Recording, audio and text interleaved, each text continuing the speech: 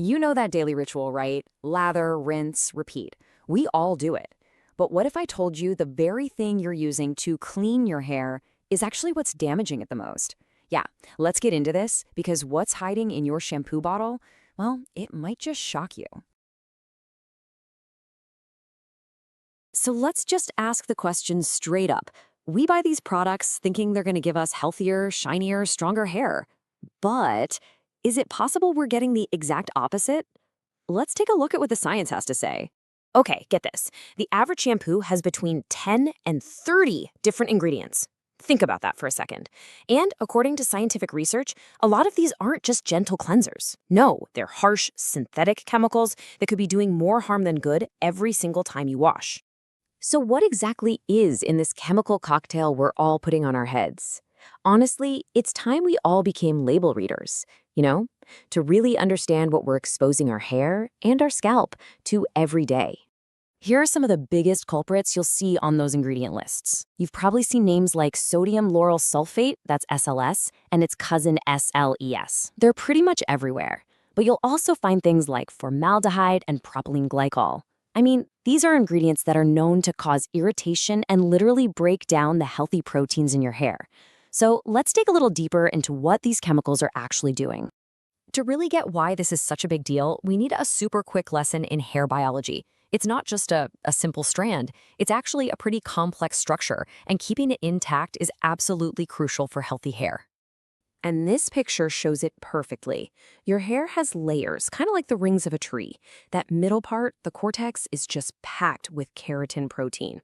That's what gives your hair its strength, its bounce, its life.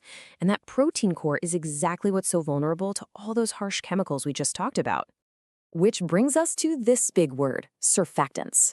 Basically, chemicals like SLS and SLES are just really powerful detergents. Their main job is to create that super satisfying rich lather and get rid of dirt and oil. The problem? They are way too good at their job. They strip away all the natural protective oils from your scalp and can even get inside the hair shaft, messing with that all-important protein core. Now, this is where it gets really eye-opening. This chart shows how much protein your hair loses when it's exposed to SLEs. Look at that first bar. That's after only 10 minutes. You can see some protein loss. But then, look at the huge jump after 24 hours. It's staggering. This means that even the residue that's left on your hair can keep causing damage long after you've rinsed it out. And listen, the concern goes way beyond just having dry, brittle hair. This quote from a recent scientific review points to the most serious risks. We're not just talking about hair damage anymore. With prolonged exposure, we're talking about absorption through the skin and links to much more severe health issues. And that's exactly why understanding what's in our shampoo is so, so important. Okay, so we've laid out the problem. And I know it sounds a little grim, but here's the good news. There is a powerful alternative out there. You absolutely do not have to choose between having clean hair and having healthy hair. And that brings us to a completely different way of thinking about hair care. Instead of relying on harsh detergents, we can look to Ayurveda. It's this ancient system of natural wellness that's all about harnessing the incredible power of plants. So just as an example, let's take a look at a product like Flabia Ayurveda's Dandruff Shampoo. It's built on those exact principles, using a blend of amazing herbs to cleanse and nourish, not strip and damage. And here is the single most important part, the real game changer. It's completely sulfate-free. That means no SLS, no SLES, none of those ingredients we saw causing all that protein damage. And that one simple difference fundamentally changes everything about how the shampoo interacts with your hair and your scalp. So if it's not using harsh detergents, what is it using? Well, this is where the magic of herbal ingredients really comes into play. Each one has a very specific and beneficial job to do.